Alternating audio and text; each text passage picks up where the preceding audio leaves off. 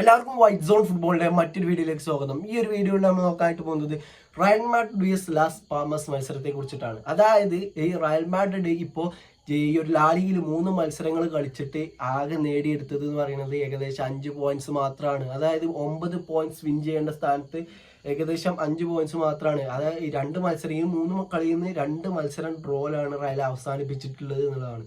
അതിലാകെ win ചെയ്യാൻ കഴിഞ്ഞിട്ടുള്ളത് ഇതിന് മുന്നത്തെ ആ ഒരു മത്സരമായിരുന്നു. അപ്പോൾ ഈ ഒരു മത്സരത്തെ കുറിച്ചിട്ടുള്ള ഇതിന്റെ ഒരു അഭിപ്രായങ്ങളാണ്. അത് അല്ലാന്നുണ്ടെങ്കിൽ എന്തുകൊണ്ടാണ് ഇത്ര ഈ ഒരു നല്ല റിസൾട്ട് റയലിനെ നെയ്തെടുക്കാൻ കഴിയാത്തത് എന്നുള്ളത് ഒന്ന് നമുക്കൊന്ന് നോക്കാം. അപ്പോൾ ഇതിൽ എനിക്ക് മെയിൻ ആയിട്ട് തോന്നിയത് ഈ ഒരു 3 മത്സരങ്ങൾ കാണുമ്പോൾ തന്നെ ഏകദേശം കുറെ ആൾക്കാർക്ക് എന്താണ് സംഭവിച്ചെന്നുള്ളത് ഏകദേശമൊക്കെ മനസ്സിലുണ്ടാവും. വേറെ എന്തുമല്ല, ടോണി ക്രൂസ് ഇല്ലാത്തതിന്റെ കുറെ കാര്യങ്ങൾ ആ ഗ്രൗണ്ടിൽ നമുക്കാരും മിഡില് പന്ത് വരുമ്പോൾ ഇന്നലെ നമുക്കറിയാം എത്രങ്ങാനും മിസ് പാസസ് റയലിന്റെ ഭാഗത്തു നിന്ന് ഉണ്ടായിരുന്നു. ഇത്രയും മിസ് പാസസ് ഒക്കെ റയലിന്റെ ഭാഗത്തു നിന്ന് കണ്ടിട്ട് കുറെ കാലമായി എന്നൊക്കെ വേണമെങ്കിൽ പറയാം. അത്രയും നല്ലൊരു മജീഷ്യനാണ് റയലിനെ സംബന്ധിച്ചിടത്തോളം ടോണി ക്രൂസ് എന്ന് പറഞ്ഞിട്ടുണ്ടായിരുന്നത്. പക്ഷേ ടോണി ക്രൂസ് പോയെന്ന് വിചാരിച്ച് റയലിന് അതും പറഞ്ഞ അവിടെ നിന്നിട്ട് കാര്യമില്ല.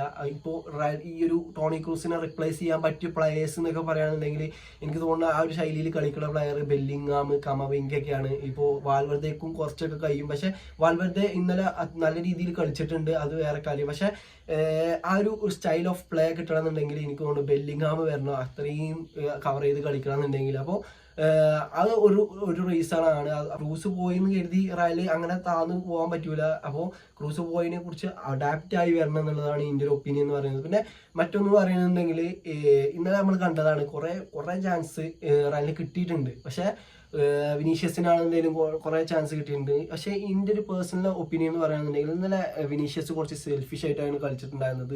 അതും ഒരു റീസൺ ആണ്. പിന്നെ എംബാപ്പെ എന്ന് പറയുന്നത് ഒരു പുതിയ പ്ലെയർ ആണ്. അപ്പോൾ ഈ ഒരു മത്സരത്തിൽ എംബാപ്പെ നല്ലൊരു പെർഫോമൻസ് കാഴ്ചവെച്ചിട്ടുണ്ടെന്നാണ് ഇതിൻ്റെ ഒരു ഒപ്പീനിയൻ എന്ന് പറയുന്നത്. അങ്ങനെ നല്ലൊരു പെർഫോമൻസ് കാഴ്ചവെക്കാൻ എംബാപ്പയ്ക്ക് സാധിച്ചിട്ടുണ്ട്. ഇനിക്ക് ഒരു 2-3 മത്സരം കൂടി കളിക്കുമ്പോൾ റയൽ മാഡ്രിഡിൽ എംബാപ്പെ സെറ്റ് ആകും എന്നുള്ളതാണ്. അപ്പോൾ ഇനി നമുക്ക് കളിനെ കുറിച്ചിട്ടൊന്ന് പറയാം. ഈ ഒരു കളി എന്ന് പറയുന്നത് റയൽ മാഡ്രിഡിനെ സംബന്ധിച്ചിടത്തോളം 4ാമത്തെ മിനിറ്റിൽ തന്നെ കയ്യിൽ നിന്ന് പോയൊരു കളിയാണ് ഈ ഒരു ലാസ് പാൽമാസിനെതിരെ ലാസ് പാൽമാസിന്റെ ഹോം ഗ്രൗണ്ടിൽ വെച്ച് നടന്നിട്ടുണ്ടായിരുന്ന ഒരു മത്സരം.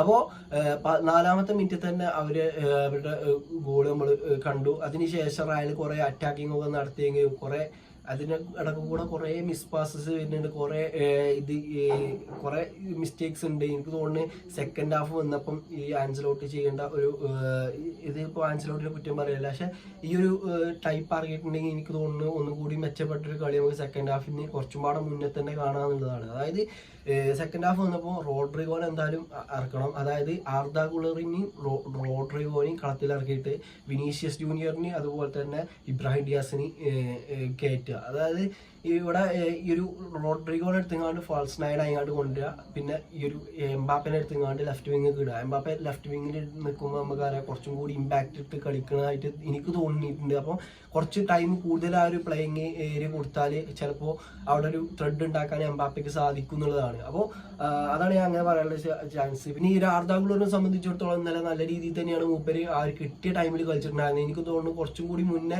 ആ ഒരു ഗുളറിനെ ഇറക്കിയിട്ടുണ്ടെന്നുണ്ടെങ്കിൽ കുറച്ചും കൂടി ഇമ്പാക്ട് ഈ ഒരു മത്സരത്തിൽ ഉണ്ടാക്കാൻ കഴിയുമായിരുന്നു എന്നാണ് എനിക്ക് തോന്നുന്നത്. അപ്പോൾ അതുപോലെ തന്നെ റോഡ്രിഗോ ഒക്കെ കാണുന്നുണ്ടെങ്കിലും നല്ല രീതിയിൽ ഇമ്പാക്ട് ഉണ്ടാക്കാൻ കഴിയുന്ന ഒരു പ്ലെയറാണ് ആ ഒരു ഫസ്റ്റ് 9 പൊസിഷനിൽ റോഡ്രിഗോ കളിക്കുമ്പോൾ.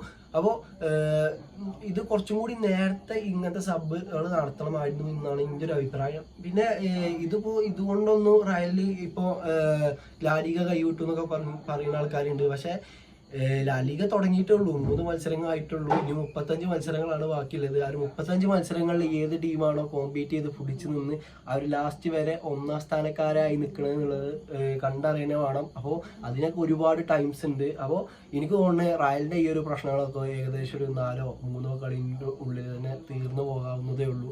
അപ്പോൾ ഇതുകൊണ്ടൊന്നും ആ ഒരു റയലിനെ അളക്കാൻ വരണ്ടെന്നാണ് എനിക്ക് പറയാനുള്ളത്. അപ്പോൾ ഇന്നത്തെ വീഡിയോ ഇത്രേ ഉള്ളൂ. ഈ ഒരു വീഡിയോ നിങ്ങൾക്ക് ഇഷ്ടപ്പെടുകയാണെങ്കിൽ തീർച്ചയായിട്ടും കൂടുതൽ ഓക്കെ.